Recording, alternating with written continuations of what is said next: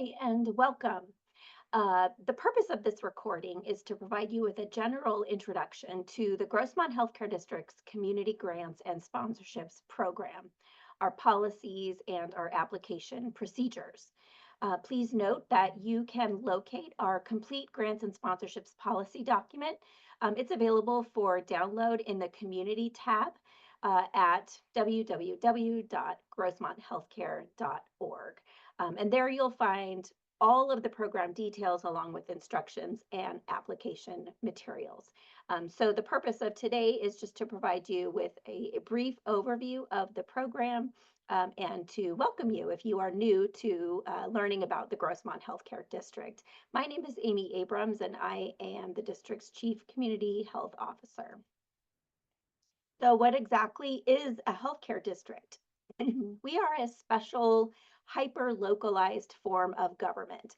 Healthcare districts were formed all over the state of California to respond to the specialized needs of particular communities. A healthcare district, these used to be called hospital districts, is authorized by state law and established by the vote of the people who reside within the district boundaries.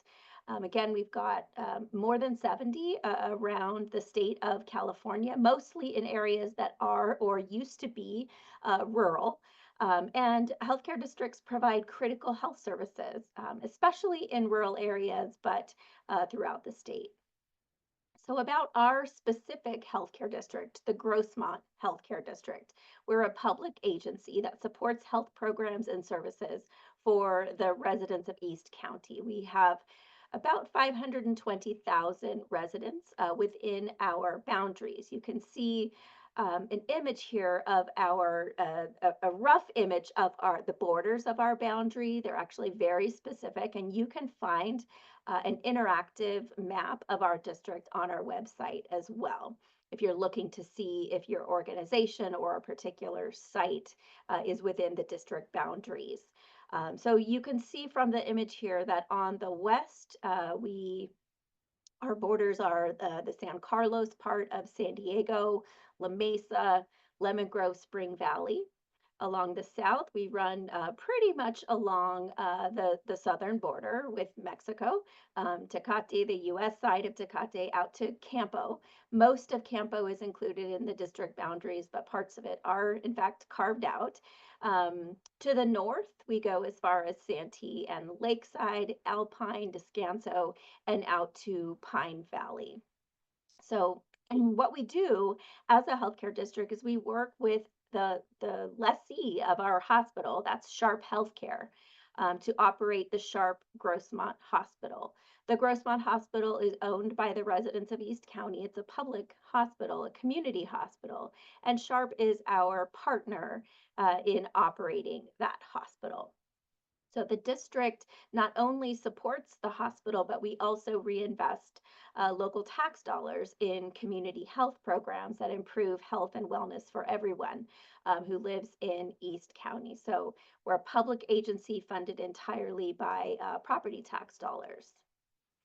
Our mission at the Grossmont Healthcare District is to preserve and protect the resources that are entrusted to our care, to maintain and improve the physical and behavioral health of our constituents. So we partner with our hospital operator, Sharp Healthcare, to ensure access to state-of-the-art medical services at our hospital for residents of the district and anyone who uses the hospital. And we anticipate and recognize the unmet healthcare needs of all of those communities that we serve. Finding suitable services that are consistent with the resources that are the district resources that are available. A brief note on our governance structure. We are governed by a 5-member publicly elected board of directors. We have 5 zones within the Grossmont Healthcare District. I want to make sure to point out that the directors do represent a zone, but the work that they do, they represent everybody that lives within the boundaries of the Grossmont Healthcare District, not just the folks that live in their zones. So our zones were created in 2019, and so the voters who live within one of those 5 zones vote for their director. They serve 4-year terms. We have twice monthly public board meetings and committee meetings throughout the month. All of our meetings are public and they are accessible either in person or online. You can find the complete board calendar and all of the details you need to participate in a meeting or just attend and observe or listen. All of that information is on our website. And I, along with my colleagues, we are a staff of approximately 15 who work here at the Grossmont Healthcare District and carry out the board's directives. Our strategic priorities as a healthcare district are community health and wellness, our partnership with our hospital, and addressing chronic disease in the people that we serve. Underlying, running through all of those strategic priorities is, of course, the importance of ensuring access to various types of care for everyone who lives in our district. So how do we do that? Many ways. We operate a free health and wellness library that is located in La Mesa. This is a public library. It is open and available to anyone 6 days a week. Those who live in our district or work here or have some type of a healthcare connection to our district are eligible for library cards, which means you can check out circulating material, but also access electronic databases, a lot of great health information available through the library's electronic catalog. We also support the region's future generations of healthcare professionals through scholarships. We have scholarships for graduating high school seniors as well as post secondary scholarships of various types to support people who are receiving education or training in various health careers, health tech training, nursing careers, and behavioral health careers. And then, of course, we also fund local nonprofits through our community grants and sponsorships program. And this is a grants program that is an investment of public dollars. And so I think that makes our process a little different from what many grant writers, grant seekers are accustomed to. Everything that we do is done in a public and very transparent way.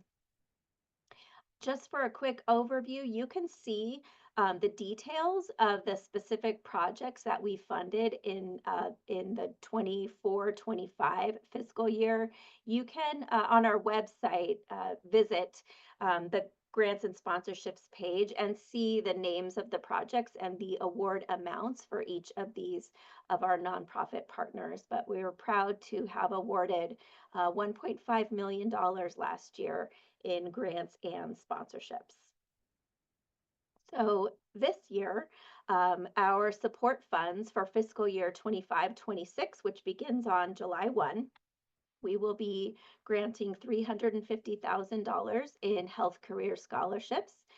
We will be granting just over $8 million in hospital support. So that's funding for the Grossmont Hospital Foundation, but primarily that is in the form of an intergovernmental transfer, an IGT. This is a government-sponsored program through which district monies, those tax revenues, benefit the hospital as matching funds for the provision of care to uninsured and underinsured patients. And then what we're here to talk about today is our community grants and sponsorships. Happy to report that $4 million has been allocated to our grants and sponsorships program this year. That does represent a substantial increase from previous years. So, excuse me. Every year, our board of directors reviews its funding focuses and updates the priority areas as needed. They do that using information from the County of San Diego's Health and Human Services Agency and the Hospital Association of San Diego and Imperial County's most recent community health needs assessment. So this year, the priority areas are aging concerns, behavioral health, and that includes mental health and substance use disorder, and treatment, management, and prevention of key chronic conditions of heart disease, cancer, and stroke, known to be the most impactful chronic conditions in our region of San Diego County. So, our grants program does place a particular emphasis on projects that provide direct hands-on care. That's kind of the legacy of our history as a hospital district. Um, the board, at its discretion, can prioritize the funding of projects that provide that direct hands-on care. Additionally, there is interest in the board in prioritizing new grantees, organizations who've not been awarded regularly, consistently by the Grossmont Healthcare District for the last 5 years, and small organizations with an annual operating budget of less than $2.5 million. I want to emphasize that not meeting those criteria does not render an organization ineligible to apply for a grant or a sponsorship. These are just funding priorities of our board. So, further to this point, I'm pleased to introduce this year we're going to implement a new objective scoring rubric. This will be used for all applications that meet our program's basic eligibility criteria. So the board can use this score as a factor in their determination. And that score, by the way, can be made available to the applicant upon request. We want to make sure that you know what is included in the scoring rubric, how your application is going to be scored and evaluated. You can find the documents with the detailed rubrics on the grants and sponsorship page of our website, and that's shown for you here on the screen. Um, we also have detailed overviews of each of our application forms. We use the submittable grants management software, and the portal will open on July 1. But between now and then, you are welcome to download those documents, have a look at what's going to be required in the grant application. The overviews are provided in a Word format so that you can just use them to begin a draft if that's convenient for you. But do know that Submittable, the platform that we use, does auto save drafts in progress. So you won't lose your work. If you close out in the middle of an application, you can always come back to it. And you can also add other collaborators to an application. So here's a quick look, excuse me, at our grant and sponsorship application and review schedule for this fiscal year. This information is, like all of this information, is available in our full policy. Again, you can download that from our website. But the review schedule is an addendum B in that policy. So I want to point out and really emphasize that our application window this year is brief. It's just the months of July and August. So application forms will open, that portal will open on our website on the morning of Tuesday, July 1st, and they will remain open until midnight on Sunday, August 31st. So for those of you who are already familiar with our community grants program, you know this is a significant change from the rolling monthly deadlines that you're used to.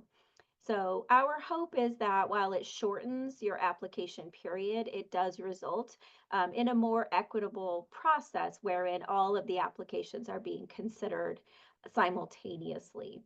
So for applications to be considered, they must be submitted via timestamp in the portal by midnight, August 31. In August and September, staff will be using that board approved rubric to prepare scores and get the materials prepared for the committee, who will then in the month of October go through their process of reviewing those applications that are eligible and making their recommendations to the board. This may extend into the month of November, but it is very much our intention for all awards to be voted upon and announced by the end of this calendar year, by December, end of December. So in November and December, the recommendations from the committee will go to the full board for their vote. Those meetings are open to the public. Do know that in Submittable, we will be keeping your record updated with the status of your application as it moves through the process, and trying to keep you informed. But you are also always welcome to reach out and inquire. Just a few things to keep in mind. It happens often that some more documentation is required. The committee members have a couple of more specific questions looking for some details. So you may hear from me with some questions or another member of the team. You may be invited to attend a committee meeting to present some additional information in person. It's very common and nothing to be concerned about. We do want to make sure that no organization is entitled to award based on any past awards, nor does receiving funding this year um, indicate any type of guarantee of similar funding in future years. Um, Approvals of grant requests do require a 3/5 majority vote of our full board of directors. But again, for those who are familiar with our program, you know that in prior years, if you were requesting a higher dollar amount than you had received in a previous year, that request would require a 4/5 vote of the board, a supermajority, but that threshold has been removed. So all approvals now require a 3 out of 5 vote.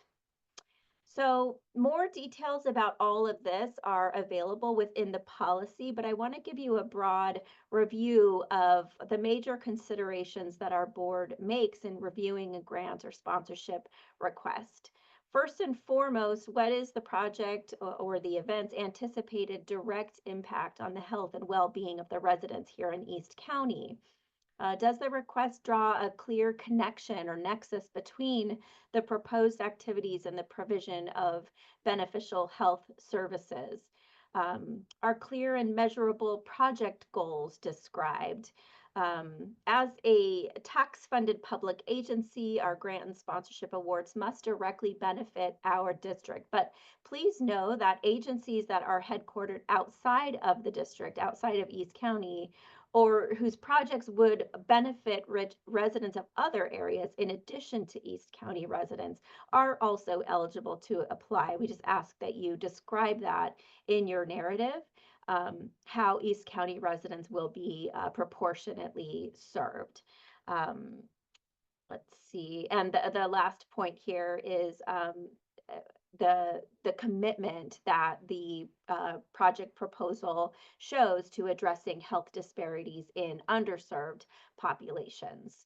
Again, more detail on that is available in the policy document itself. A few other priority considerations to keep in mind.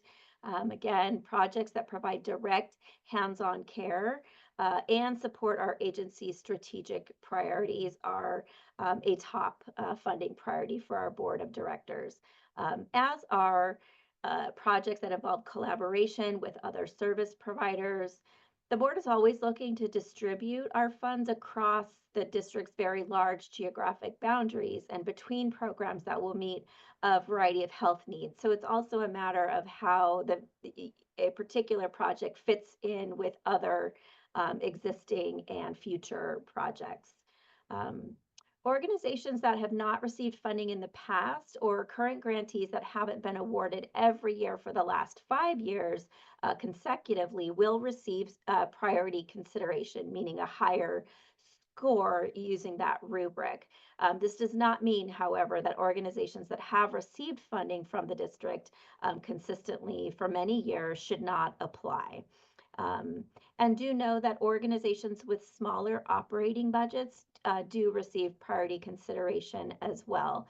As well as full grant applicants that can demonstrate a strong financial position regardless of their size. So again, please check the policy for more details on that. A few additional things that are new for this year. Again, really emphasizing that shorter application window to make sure nobody misses that. It ends on August 31st. If you are an existing grantee of the Grossmont Healthcare District, you are able to apply for a new grant that overlaps with your existing grant. They just have to begin in a different fiscal year, and they do need to fund different activities. We now have down from a quarterly reporting requirement, we now have an annual reporting requirement for all of our grantees. And we have broken out our sponsorship request process into two separate types of applications: a request for a sponsorship of a fundraising event, and then a request for sponsorship of something that is more programmatic in nature. So that could be um, a health fair, that could be a conference, a workshop, something that is meant to benefit the health of the people who attend, but that is not necessarily a fundraiser. Excuse me. Our application materials are all submitted electronically through that submittable platform. The entrance to the platform is there on the grants and sponsorship page of our website. You will need a submittable account to log in, but it's free. The feedback from our first year of using the submittable platform has been very positive. So I hope that it will continue to be very user friendly to you. But if you're having any issues, please know that Submittable does provide very, very helpful technical support.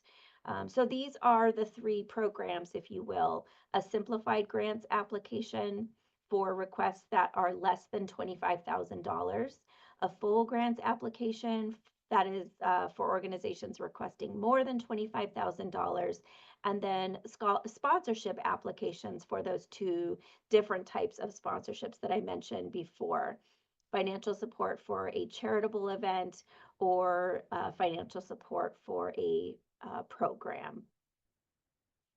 So here's a brief overview of what happens after you receive a grant or a sponsorship from the Grossmont Healthcare District. If the board has voted to approve your project or sponsorship request, you will receive a message. Most messages come through that submittable portal. You can set up your notifications so that you also receive emails about them. Our executive assistant will officially notify you of the award, send you a grant agreement for review and signature, and provide you with the instructions and details that you're going to need for invoicing and reporting. Please note that if you're awarded a sponsorship, it is your responsibility to send us an invoice. We don't invoice you for that. I mean, we don't cut the check unless we receive an invoice from you. And we do need for you to send us any deadlines that you have related to the event that GHD is sponsoring. So that could be logos, artwork, verbiage for materials, social media, etc. Anything that you may need from us, we have a form that we will send you asking what you need and by when. We want to make sure that we're staying on top of that. Reports are submitted through Submittable. They're available in the portal now for the current grant year, and the FY 25-26 reports will be available soon, and you'll get those instructions at the time of the award. But do know our reporting requirements are fairly simple and straightforward. You'll complete a form along with your grant agreement that lays out what your program goals are, based on what was in your application, with any modifications that have needed to be made. And then you'll just report back to us at the end of your grant year or whenever your project is complete. Do know your quarterly reports are read closely by myself and many other members of the district staff. We might reach out to you with questions or feedback. Okay. Invoicing the district for your grant funds, you're going to email invoices to our accountant at billing@grossmonthealthcare.org. And again, you'll receive those instructions upon the award of the grant. With that invoice, please include a unique invoice number and tell us what grant year or sponsored event you are invoicing us for. If your grant agreement requires it, you can include applicable documentation with the invoice. That might be purchase orders, receipts, etc. Um, and the grant letter will provide you with a schedule of when invoices and reports are due. So please send invoices in a timely manner. We want to get these funds to you. We're always surprised. Every year there's an awardee or two who forgets to invoice us, and we want to make sure these monies are getting where they need to go in the community. Do note that we don't distribute funds just based on having received a signed agreement. We need that invoice, and we also don't distribute funds beyond 30 days after the end of the grant agreement. So get that into us on time, please. Um, Partnership with you is our number one goal. We're thrilled to provide funding for your projects. More than anything, we want to be a support to you in implementing that project or any other goals organizational goals that you have related to health and wellness here in East County. So please let us know how we can help. Our nonprofit partners are available to use our free meeting and event spaces in our conference center and in our library. We occasionally hold events here at the district. We encourage you to come get to know other partners working in East County Community Health. Please sign up for a library card, access our health and wellness programs and information. This can be a resource to your clients. It can also be a resource to you and your staff. We have an incredible array of authoritative, incredible health information that you are free to use in any manner. We want to stay in touch, keep us informed about your organizational successes so we can celebrate with you, your milestones, but also your challenges. If you're facing unexpected obstacles, we want to hear about that too. We always are happy to take a call, sit down, brainstorm, or just sort of talk through what's going on. Please do acknowledge Grossmont Healthcare District grant funding and materials or communications related to the funded project. Information, resources for grantees is also available on our website. So you can get a social media kit there. You can get different versions of our logo, etc., as well as the contact information of our communication specialist who can help you with all that. And of course, if you're promoting things on social media, the hashtag that we use is East County Health. So here are the contacts for myself and a few other key members of our team who work closely with me in our community grants and sponsorships program. Myself, our interim CEO, Erin Bizak, our executive assistant and office manager, Randy Baker, our accountant, Justine McWade, and our community health program specialist, Audie. We are here to help, to support, to answer questions however we can. So thank you for watching. Thanks for your interest in our community grants and sponsorships program for the 25-26 fiscal year. I wish you all the best, whether you apply or not. We'd love to hear from you. And we look forward to staying in touch. Thank you.